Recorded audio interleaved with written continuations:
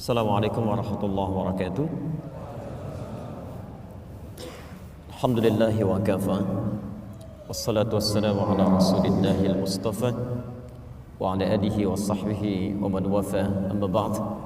Fa ya ibadallah, usi nafsi wa iyyakum bi taqwallahi faqad fazal muttaqun.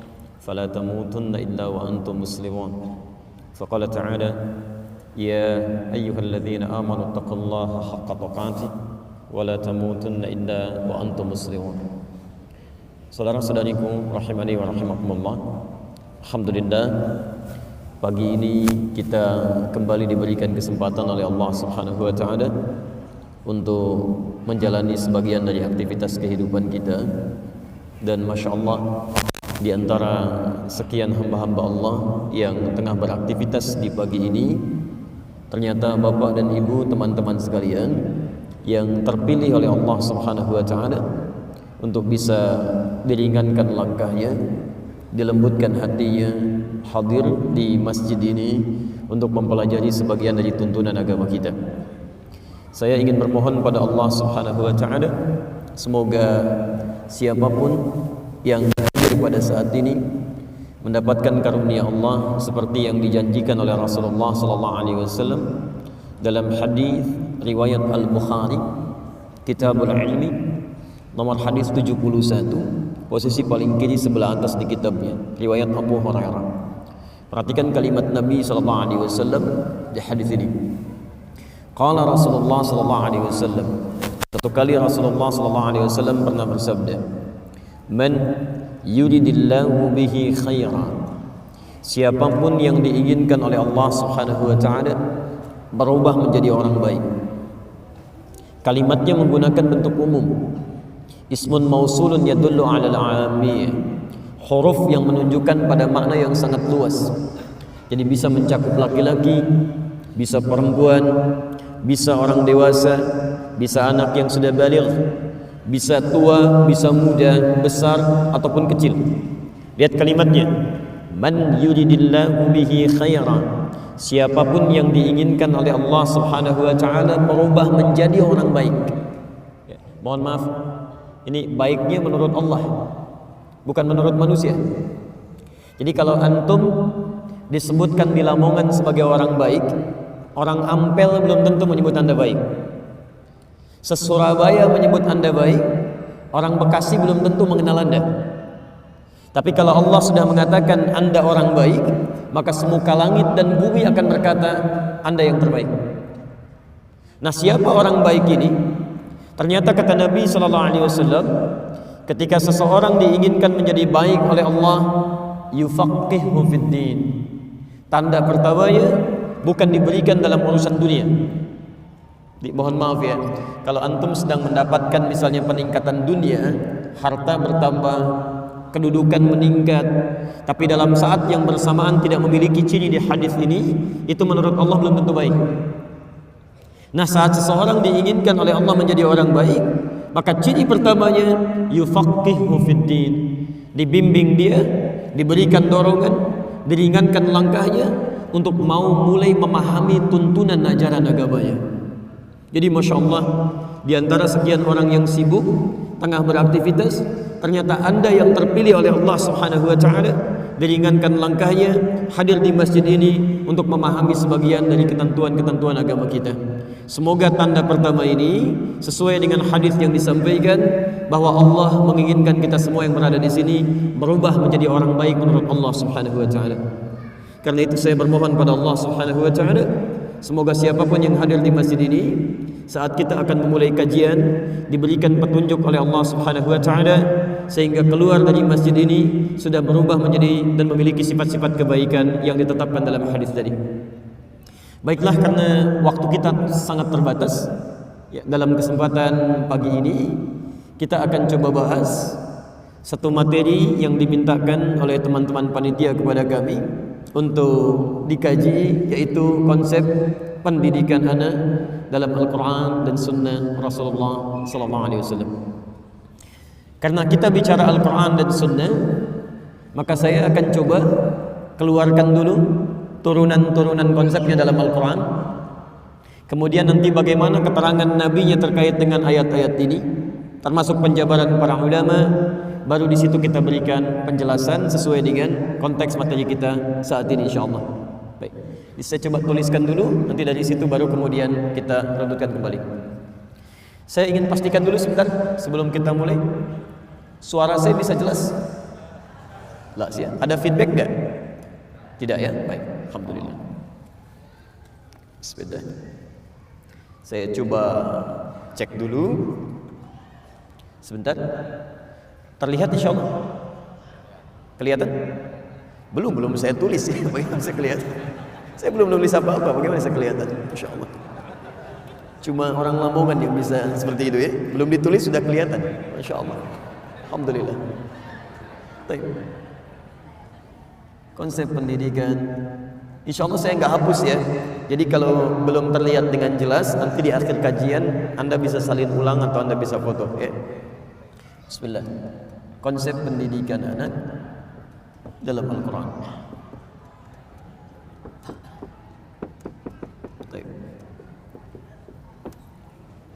Saya turunkan dulu dalilnya. 1. Saat belum punya keturunan, Quran surah ke-19 ayat kedua sampai dengan ayat 11, posisi paling kanan sebelah atas sampai bawah. Ikhtiarnya Quran surah ketiga ayat 38 sampai 39, posisi paling kanan sebelah atas. Kemudian setelah mulai mengandung, Quran surah ke-7 ayat 189, posisi paling kiri sebelah atas. Anaknya mulai dilahirkan, Quran surah kedua ayat 233. Kemudian anaknya usia 2 tahun ke atas, Quran surah 31 ayat 13 sampai dengan 19. Anak mulai sekolah supaya cepat ingatannya, Quran surah 9 ayat 122. Supaya prestasinya agak meningkat, Quran surah ke-58 ayat 11. Supaya tidak terjebak dalam pergaulan bebas, Quran surah ke-49 ayat ke-13. Kalau ada yang suka bagaimana cara mengatasinya, Quran surah ke-4 ayat ke-4. Kalau terjadi kemudian pernikahan, Quran surah ke-30 ayat 21. Selanjutnya pembagian tugasnya, Quran surah ke-4 ayat 34, posisi paling kiri sebelah atas. Mulai menunaikan tugas Quran turunannya, surah kedua ayat 168. Kalau ingin sedikit lebih cepat, Quran surah kedua ayat 172. Kalau belum berangkat, rezekinya sudah ada, Quran surah ke-7 ayat 96. Kemudian istri mulai merawat juga anak-anaknya, kadang-kadang rewel, bagaimana mengatasinya, Quran surah ke-17 ayat 23 sampai 24, posisi paling kiri di pertengahan ke bawah.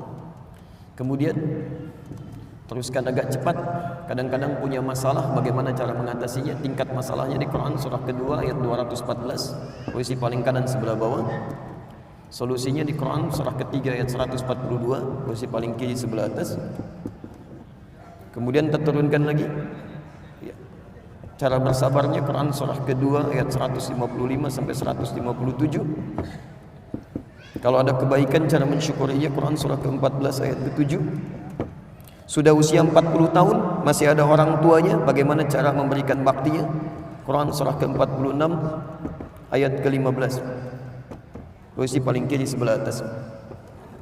Prototipenya, orang yang pernah praktekkan ini kemudian jadi berhasil, kita ambil yang bukan nabi, bukan rasul ya. Contohnya Quran surah ketiga Ali Imran ayat 35 sampai 37, posisi paling kiri di pertengahan sampai ke bawah. Kalau ini bisa dilakukan, maka ada tawaran untuk ke surga satu keluarga bersama anak keturunannya. Quran surah ke-52 ayat 21. Cara mewujudkannya bisa di Quran surah ke-51 ayat 15 sampai dengan ayat ke-23. Bisa juga Anda ambil surga yang lain, Quran surah ketiga ayat 133 sampai 134, atau Anda ikuti yang paling puncak Quran surah ketiga ayat 31, prakteknya di Quran surah ke-59 ayat ke-7, pilihannya di Quran surah ke-33 ayat 21. Ini materi kita hari ini insyaallah, pas sampai ujung. Baik. Jelas sampai sini? Belum ya, belum saya terangkan. Baik, ini materi kita ya. Baik. Ini diantara dalilnya, kalau waktunya cukup mudah-mudahan bisa diterangkan sesuai dengan apa yang kita tuliskan. Kalau barangkali waktunya tidak memungkinkan, nanti Anda bisa bergabung dengan kajian lain di Akhir TV yang semakna dengan ini, atau mudah-mudahan ada kesempatan lain untuk bisa kita teruskan insyaallah. Baik, kita mulai bahasan kita. Bismillahirrahmanirrahim. Konsep pendidikan anak dalam Al-Quran dan Sunnah Rasulullah Sallallahu Alaihi Wasallam. Bagian pertama, Al-Quran ingin memperkenalkan dulu, sebelum anak itu dididik, tentunya mesti ada dulu anak yang diharapkan itu. Bagaimana kemudian mengharapkan seorang anak bisa terlahir sesuai dengan ketentuan Allah Subhanahu wa Ta'ala, sehingga ketika dilahirkan kita bisa memulai proses pendidikan yang kita bicarakan pada saat ini. Baik, kita mulai konsepnya dulu di Quran surah 19 Maryam, dari ayat yang kedua sampai dengan ayat yang ke-11 itu. Baik, posisi paling kanan dari atas sampai dengan ke sebelah bawah. Saya mau berikan teorinya dulu sebentar. Bapak dan Ibu sekalian, tolong dipahami dengan baik bahwa nikmat keturunan itu, anak-anak, itu termasuk nikmat yang masuk dalam kategori hak prerogatif Allah Subhanahu wa Ta'ala. Jadi yang menentukan hanya Allah. Apakah dia akan cepat terlahir, atau dia lambat, atau laki-laki, atau bahkan perempuan. Kadang-kadang ada yang ingin cepat, menurut Allah mesti lambat, sesuai dengan maslahat keluarganya. Ada yang ingin lambat, tiba-tiba jadi cepat. Ada yang pengen laki-laki, jadinya perempuan. Ada yang pengen perempuan, lahirnya laki-laki. Ini yang cukup menarik.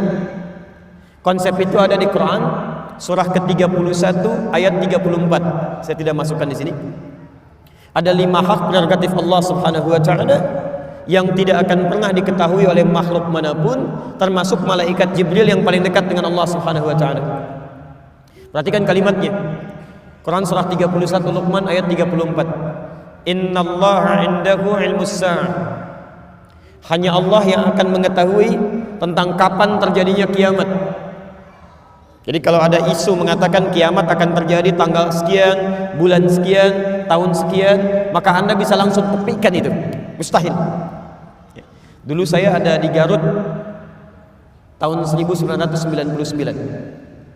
Ada isu beredar menyampaikan kiamat akan terjadi tanggal 9 bulan 9 tahun 99, 1999. Masya Allah, sebagian pasar agak sepi Pak, sebagian tempat mulai agak sepi. Ternyata tidak terjadi. Konon kabarnya diundur. Ya, pada tanggal 2 bulan 2 tahun 2012 ya, tahun 2002. Ternyata nggak kejadian juga gitu ya. Jadi kalau ada isu-isu tentang kiamat, tentang macam-macam, itu mutlak pengetahuannya milik Allah Subhanahu wa Ta'ala. Jelas di sini? Taib wa yunazzilul ghaith, dan yang mengatur cuaca. Apakah di sini terjadi hujan atau tidak sama sekali? Di sini terjadi salju, di sini kering, ya, itu hak Allah. Makanya tidak ada kepastian cuaca, yang ada hanya perakiraan cuaca. Tidak ada kepastian, yang ada hanya perakiraan cuaca. Nah, yang ketiga, wa ya'lamu ma fil arham, dan yang menentukan proses yang terjadi di dalam rahim. Jadi kita nggak bisa pilih. Walaupun Anda berikhtiar, ada metodenya, ini ya, supaya cepat bisa mengandung dan melahirkan. Kalau Allah belum berkehendak, belum bisa terjadi. Ini ya, supaya agak lambat ditahan-tahan kandungan. Kalau Allah tidak berkehendak, tidak akan terjadi. Mengandung ya mengandung, lahir ya lahir gitu. Antum pengen laki-laki, tiba-tiba bisa jadi perempuan. Nah, yang harus Anda ketahui penting di sini, ternyata nikmat keturunan ini selain diatur khusus oleh Allah Subhanahu wa Ta'ala tentang qadarnya, juga telah ditetapkan oleh Allah berdasarkan maslahat di rumah tangganya. Jadi tidak ditetapkan oleh Allah terlahir seorang anak kecuali akan melengkapi kekurangan yang ada di kedua orang tuanya. Antum mengharapkan perempuan, tiba-tiba lahir laki-laki, karena yang dibutuhkan untuk melengkapi sifat orang tuanya memang anak laki-laki. Selanjutnya mungkin laki-laki lagi, selanjutnya bisa perempuan, dan seterusnya. Dan hukum ini, tolong garis bawahi, berlaku untuk seluruh kalangan manusia. Tidak peduli apakah dia seorang nabi, rasul, atau manusia biasa sekalipun. Kalau sudah Allah berkehendak, maka akan terjadi sesuai dengan keputusannya. Kita ambil contoh seorang nabi yang dekat dengan Allah Subhanahu wa taala, yang rajin ibadah, yang takwanya luar biasa, tapi selama hidupnya telah puluhan tahun ternyata belum mendapatkan anugerah keturunan. Namanya Nabi Zakaria. Kita kenalkan dalam bahasa Al-Quran.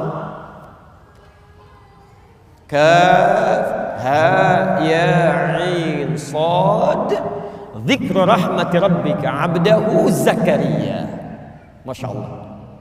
Allah sampaikan berikut ini, kami akan kisahkan tentang seorang hamba Allah Subhanahu wa ta'ala yang punya sifat baik luar biasa, namanya Zakaria. Masya Allah. Antum kenal Zakaria?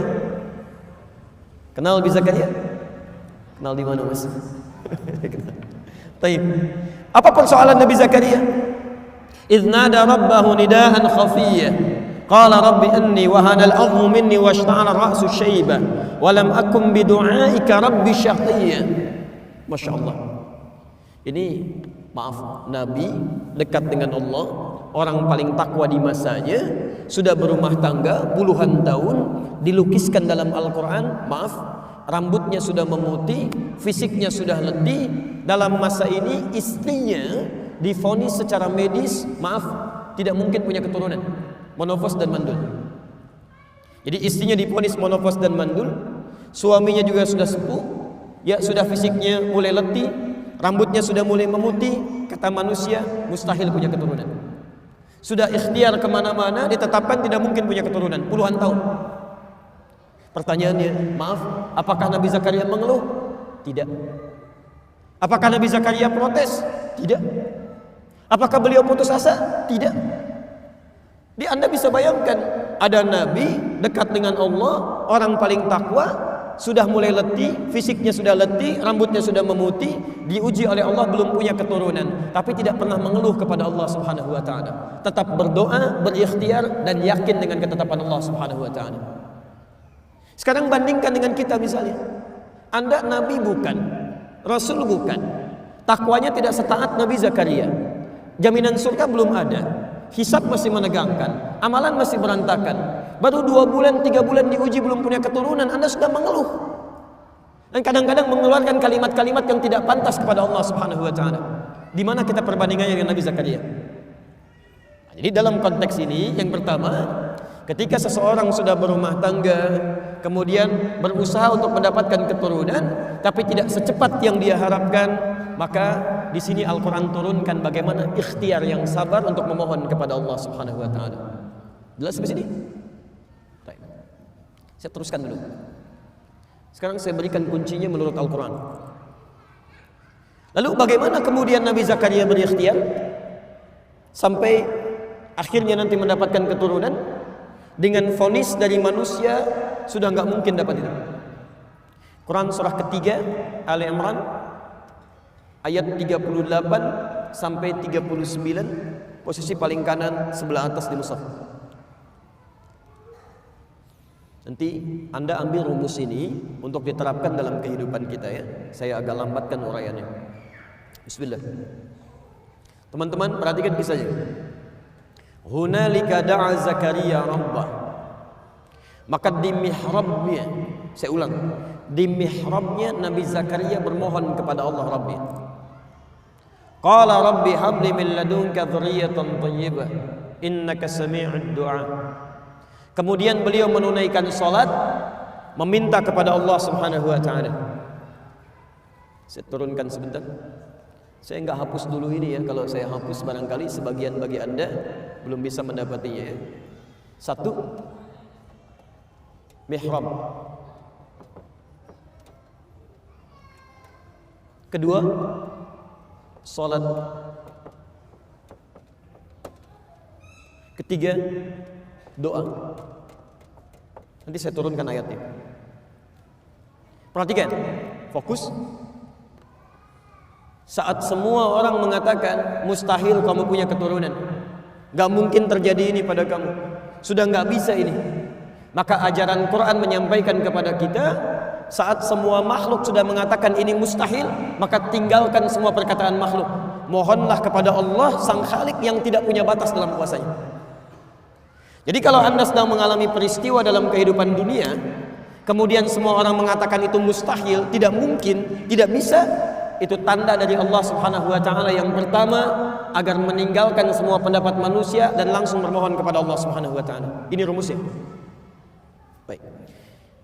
Bagaimana cara bermohonnya?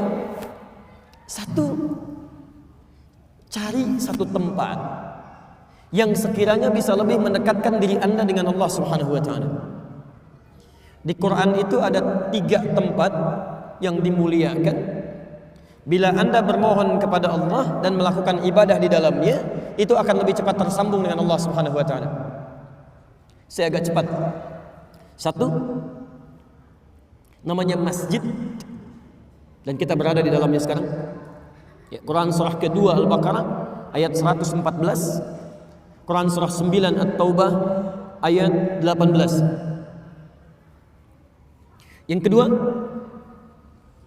namanya musalla. Musalla. Quran surah kedua Al-Baqarah ayat 125, posisi paling kanan di pertengahan, ke bawah sedikit. Wa idz ja'alna al-baita mathabatan lin-nasi wa amna wattakhidhu min maqami Ibrahim musalla. Yang ketiga, ini yang jarang diungkap, namanya mihrab. Mihrab. Hati-hati, namanya mihrab. Quran surah ketiga Ali Imran ayat 37 sampai dengan 38. Mihrab ini sering dipahami keliru oleh sementara orang. Kalau disebutkan mihrab, yang terbayang adalah tempat imam di depan dalam memimpin sholat. Padahal dalam kalimat fikih yang disebut dengan mihrab itu adalah tempat yang dikhususkan untuk kepentingan ibadah saja, dan tidak harus luas. Ya, walaupun rumah Anda cuma petakan misalnya, ya, misal saya pernah mengontrak cuman petakan Pak, tapi kita sediakan satu bentangan selebar sajadah yang kita jadikan mihrab di situ. Jadi hanya untuk ibadah saja. Ya, salatnya di situ, baca Al-Qur'annya di situ, zikirnya di situ, dan tidak harus dicampuri dengan kegiatan-kegiatan dunia yang lain. Jadi kalau mau makan, jangan makan di situ. Kalau mau baca Quran, jangan baca di situ. Anda lihat handphone, keluar dari situ. Itu mihrab. Nah, kalau Anda punya tempat seperti ini, disebutkan dalam Al-Quran, mihrab itu termasuk satu-satunya tempat yang jika benar Anda miliki dan ibadah di dalamnya, akan mempercepat terkabulnya doa. Akan mempercepat terkabulnya doa. Ya. Bahkan rizki Anda yang sulit pun, bila Anda memiliki mihrab khusus untuk ibadah, itu diantara yang tercepat untuk mengantarkan rizki kepada Anda. Seperti nanti saya kisahkan bagaimana seorang Maryam dibuatkan mihrab oleh orang tuanya, sampai-sampai rizkinya Allah yang antarkan langsung di situ. Ya, hadir di dalamnya maksudnya. Nah, sekarang Nabi Zakaria divonis tidak mungkin punya keturunan, mustahil. Maka yang beliau lakukan pertama kali adalah membuat mihrab. Kemudian apa yang dilakukan di situ? Beliau bangkit tunaikan salat dan berdoa memohon kepada Allah Subhanahu wa taala. Dari mana taunya salat kemudian menunaikan doa di sini? Lihat ayat 38 sampai 39-nya. Hunalika da'a Zakaria rabbah. Di mihrabnya Nabi Zakaria menunaikan salat dan berdoa kepada Rabbih. Qala rabbi habli min ladunka dzurriyyatan thayyibah innaka sami'ud du'a. Ya Allah, hamba mohon ya Allah. Semua makhluk mengatakan hamba tidak mungkin punya keturunan. Sekarang hamba hanya mohon kepadamu saja yang tidak punya batas dalam kuasa. Engkau pasti mendengar doa hamba. Apa yang terjadi? Ini yang paling menarik. Begitu doanya disampaikan kepada Allah, selesai beliau berdoa, salatnya belum selesai. masih berdiri dalam sholatnya. Dalam bahasa Arab, berdiri itu disebut dengan qaim, qaimun, artinya berdiri.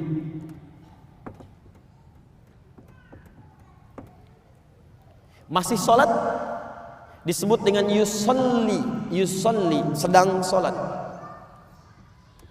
Masya Allah.